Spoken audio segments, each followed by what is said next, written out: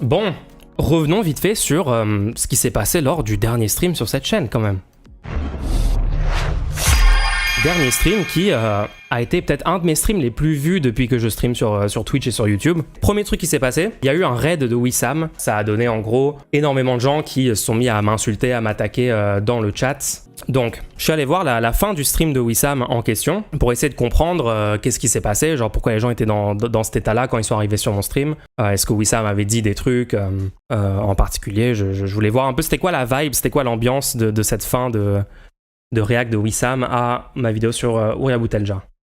Et, je veux dire, on n'a jamais dit qu'on était contre le droit des homosexuels en tant que tel. On dit que si tu poses pas la question de l'impérialisme, si tu poses pas la question du racisme, non, surtout de l'impérialisme, si tu poses pas la question du rapport Nord-Sud, si tu poses pas la question de comment tes droits sont alimentés par l'exploitation du Sud, il y a un problème, c'est tout. Il y a un problème. C'est possible. On peut techniquement dire qu'on est pour le féminisme, pour les droits des homosexuels et contre certains usages qui sont faits aujourd'hui. Il n'y a pas de problème avec ça en fait. Il n'y a pas besoin de se dire contre en fait. Que si tu dis contre en fait, qu'est-ce que tu es en train de remettre en question? Et c'est pour ça que je te dis au début qu'on est sans doute sur du confusionnisme. Parce qu'elle se dit à la fois contre et à la fois elle dit par contre je suis pas contre les droits qui sont gagnés. Ouais mais si t'es contre la lutte pour obtenir ces droits-là et pour les droits, gens qui luttent réellement pour obtenir ces droits-là. Il y a un problème quoi. Donc attends, une définition homonationalisme, peut-être que ça peut clarifier. Récupération des droits et libertés, du militantisme et des idées de la communauté LGBT à des fins racistes, souvent islamophobes, nationalistes. Et... En fait, il y a aussi un problème sur la question de la récupération, parce qu'on fait comme si c'était que de la récupération, comme quelque chose qui était dévié de son chemin. Et en fait, ce que montre notamment Puard, Jasbir Puard, c'est pas seulement de la récupération, c'est pas genre ils ont été déviés de leur chemin, c'est parfois leur chemin même. Leur lutte LGBT se base sur un racisme.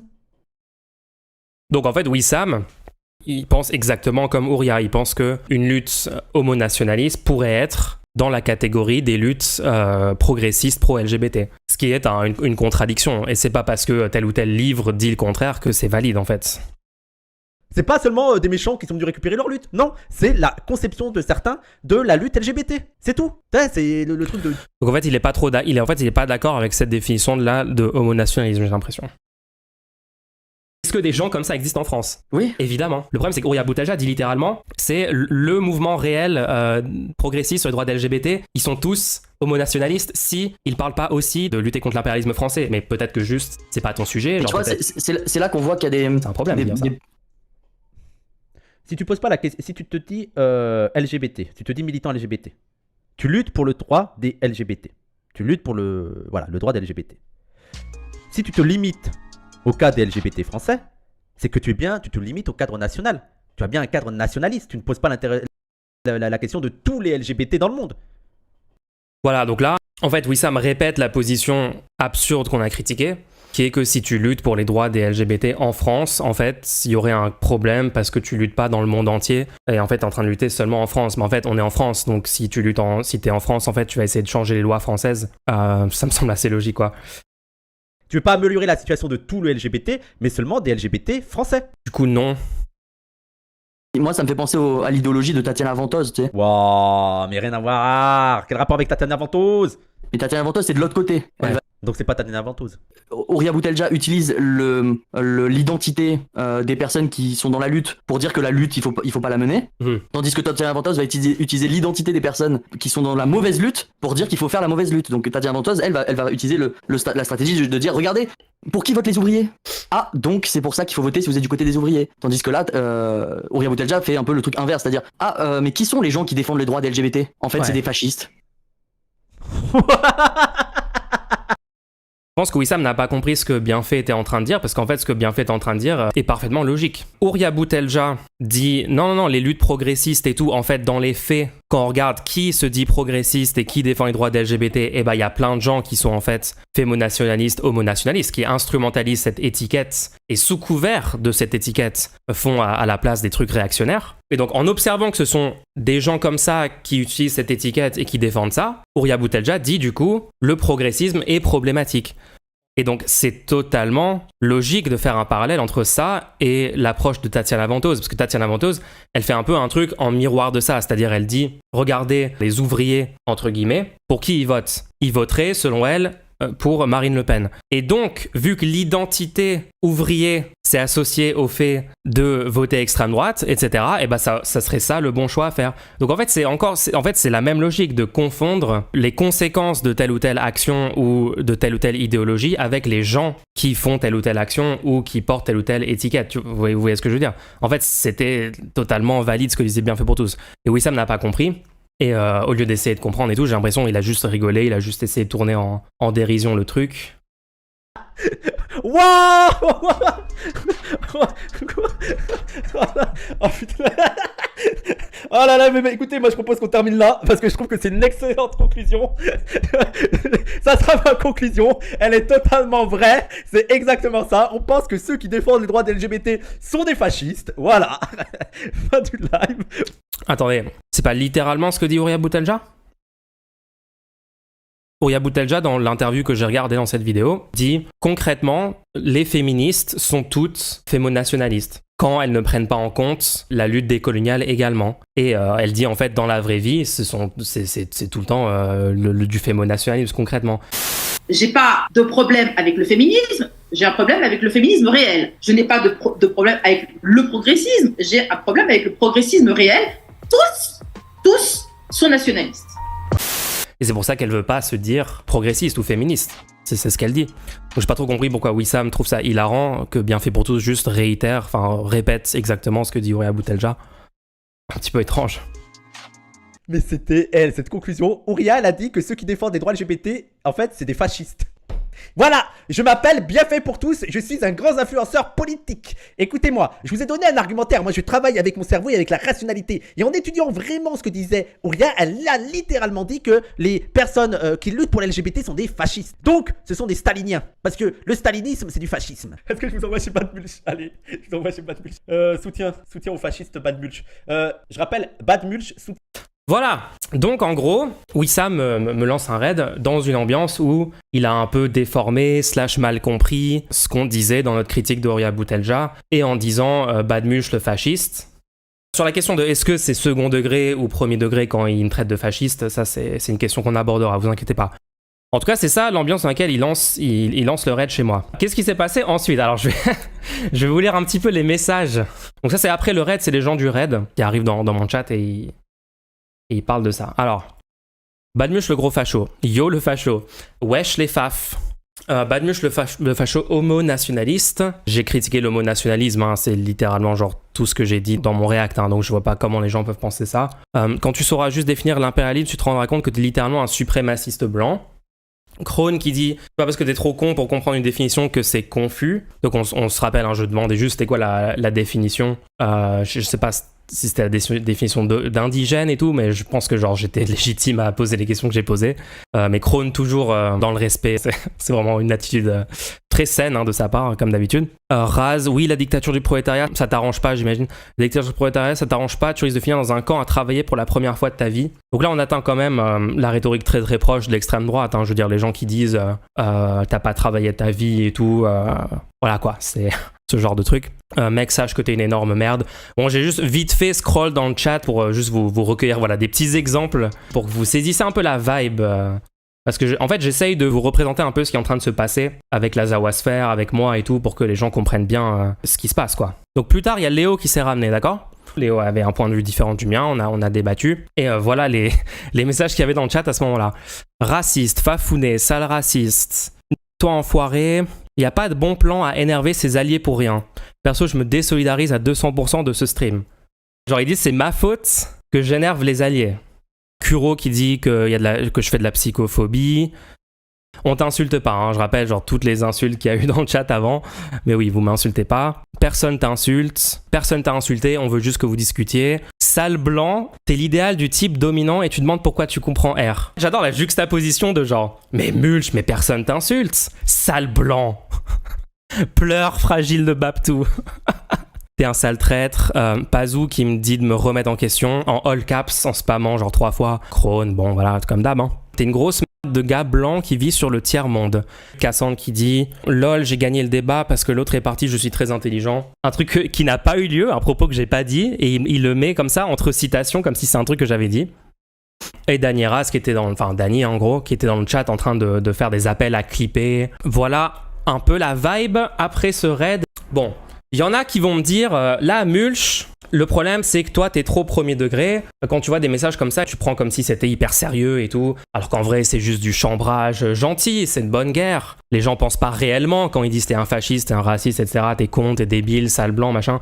C'est pas réel, c'est juste, voilà, c'est marrant. Genre, il faut en rire, il faut que tu aies un peu d'humour et tout. Le truc, c'est qu'en fait, non.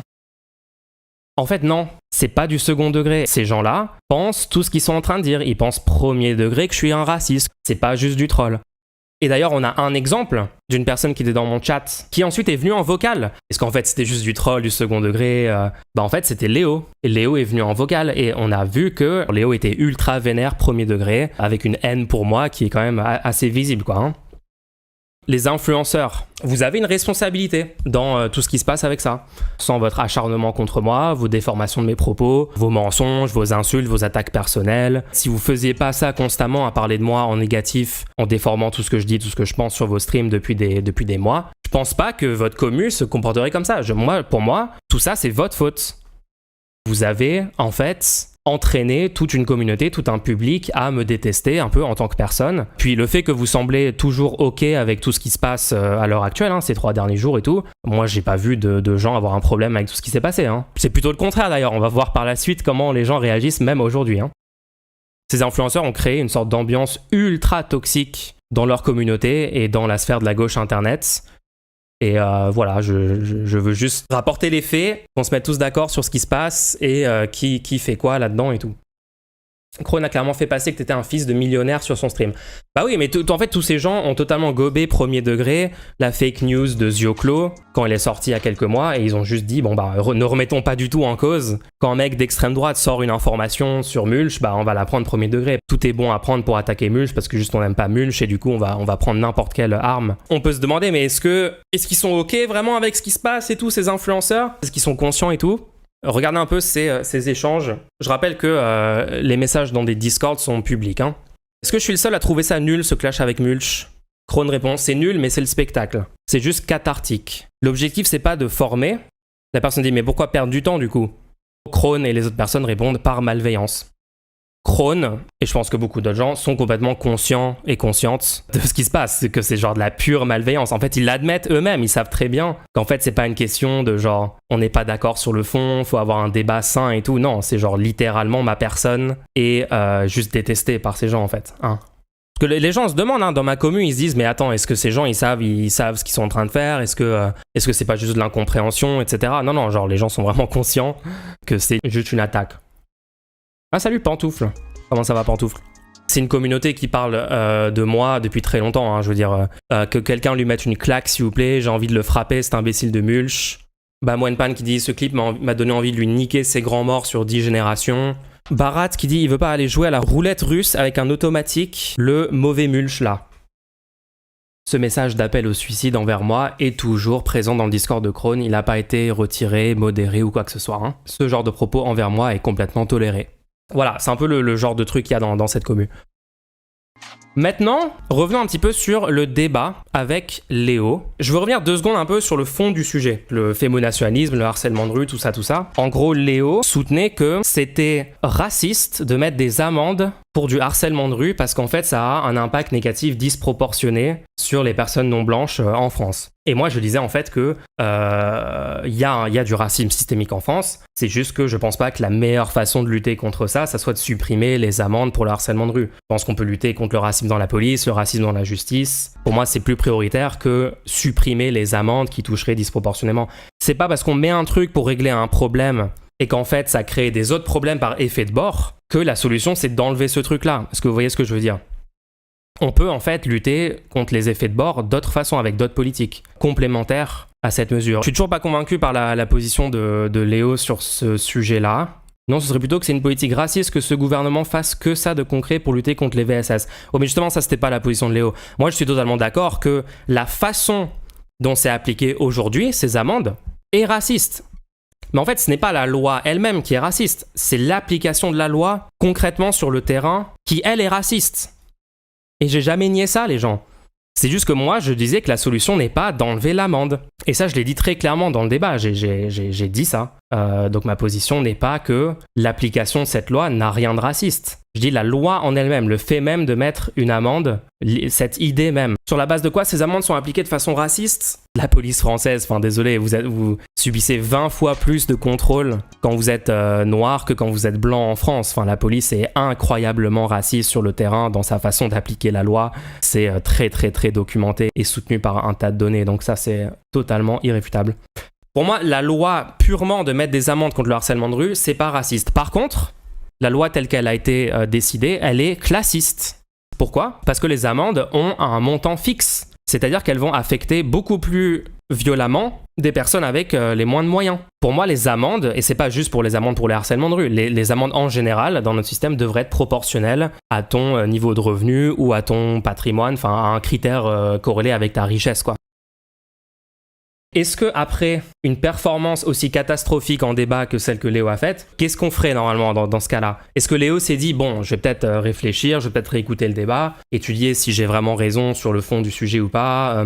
Est-ce que le fait que je pouvais pas vraiment défendre correctement ma position, est-ce que ça n'a pas peut-être un rapport avec le fait que ma position est pas correcte? Est-ce que genre j'avais des a priori sur Mulch qui ont fait que j'ai un peu merdé dans ce débat et tout? Parce que c'est possible d'être catastrophique dans un débat pour des raisons d'ego dans le moment. Vous voyez, par exemple, vous n'avez pas envie d'admettre publiquement en temps réel que vous avez tort sur un sujet, même si à un endroit, l'argument vous a un peu montré qu'en fait, peut-être que c'est pas solide votre position et tout. Donc, est-ce que Léo a fait ça? Voici ce que Léo a fait après le débat. Léo a fait un stream. Léo a fait un stream pour revenir dessus. Et le stream était un immense tas de copium, les gens. J'ai vu des parties et des gens m'en ont parlé et tout, que des excuses, des trucs catastrophiques qui ont été dits. Mulch a gardé son calme et c'est parce que c'est un bourgeois. C'est le calme bourgeois. Léo dit un truc du style après, moi je suis un vrai prolo, moi si je vois Mulch en personne, je lui fous une grosse tarte dans la gueule s'il me parle comme ça. C'était très étrange, comme si genre il y avait un rapport entre garder son calme. En plus, est-ce que c'est pas genre méga classiste comme truc à dire ça? Il y a plein de prolétaires qui sont totalement capables de garder leur calme et leur sang-froid dans un débat argumenté. C'est pas du tout un truc bourgeois, genre c'est super étrange quoi. Super bizarre.